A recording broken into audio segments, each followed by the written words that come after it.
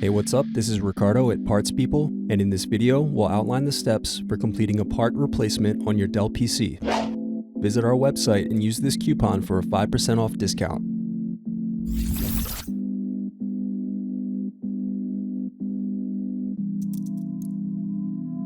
Unscrew and remove bottom base.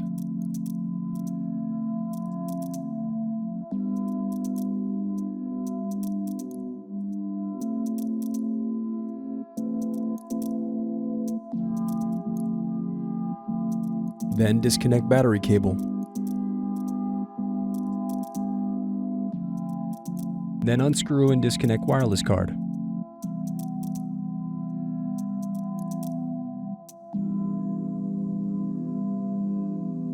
Thanks for watching. Don't forget to like and subscribe if you enjoyed this video. And if you need more, check out this playlist to watch other tutorials for your laptop. You can also click here to find parts for your laptop at partspeople.com.